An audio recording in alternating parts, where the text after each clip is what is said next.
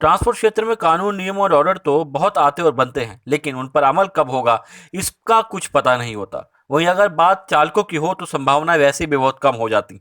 यदि आपसे कहें कि चौथे पे कमीशन का लाभ विभाग के हर पद पर बैठे व्यक्ति को मिला, लेकिन चालकों को नहीं मिला, और इस संबंध में साल 2014 से लगातार पत्रों का सिलसिला भी चल रहा है और एक कमेटी भी बैठाई गई, लेकिन कोई काम नहीं हुआ, तो शायद आप कहेंगे कि ऐसा नहीं हो सकता। लेकिन ये सही है। इस कमेटी को मामले की जांच के लिए बनाया गया, वह पिछले 6 सालों से न जाने कौन सी जांच कर रही है, जिसका लाभ अभी तक नहीं हुआ और न ही वह कोई समाधान कर सकी। दरअसल डीटीसी श्रमिक विकास संगठन के द्वारा इस माह एक पत्र प्रबंध निदेशक को लिखा गया है। पत्र में लिखा है कि तीसरे वेतन आयोग में चालकों को दिए गए पे स्केल पर कार्मिक विभाग द्वारा वर्ष 1991 में माननीय सुप्रीम कोर्ट के आदेश व परिवहन एवं जहाजरानी मंत्रालय भारत सरकार के पत्र व तत्कालीन अध्यक्ष आर सिंह के आदेश पर कार्मिक विभाग द्वारा जारी पत्र के आदेशों की अवहेलना करके चौथे पे कमीशन की रिपोर्ट के अनुसार निगम के कार्यालय पे स्केल 1200 से 1800 को लागू नहीं किया गया है। वहीं संबंध में एक चालक के द्वारा वर्ष 2012 के बाद जन शिकायत प्रकोष्ठ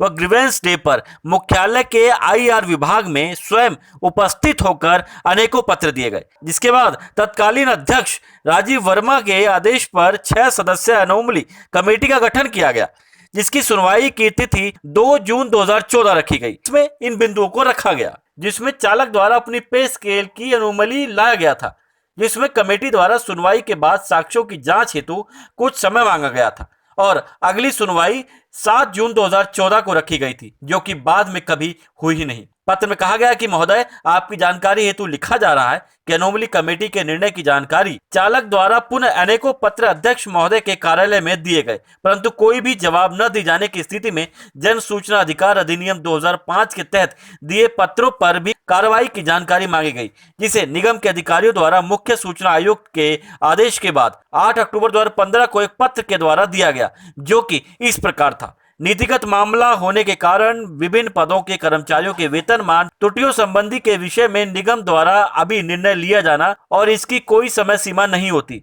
और अब अनोमली कमेटी के द्वारा निर्णय लेते समय केवल चालकों की पे स्केल की अनोमली के पेंडिंग मामले को अनोमली कमेटी के समक्ष न रखकर भेदभावपूर्ण कार्य किया गया, जो कि बिल्कुल भी न्यायोचित नहीं है, जिससे निगम में कार्यरत चालकों को आर्थिक नुकसान के साथ साथ मानसिक रूप से भी क्षति पहुंचाई गई है। साफ है कि इस कमेटी ने 6 साल तक निश्चित रूप से कोई दूसरा ही कार्य किया होगा, जांच तो नहीं की होगी, क्योंकि यदि जांच की होती तो 6 सालों तक ये मामला लटका नहीं होता। वहीं दूसरी तरफ विभाग ने इस मामले में चुप्पी क्यों बनाए रखी, ये भी एक अलग मुद्दा है। कुल मिलाकर अब जब मामले ने फिर से तूल पकड़ी है तो विभाग को जल्द इस पर कार्रवाई करनी चाहिए और चालकों को भी बड़े हुए पे कमीशन के अनुसार ही वेतन देने का ऑर्डर पास करना चाहिए। न्यूज ट्रांसफर विशेष ब्यूरो रिपोर्ट, दिल्ली।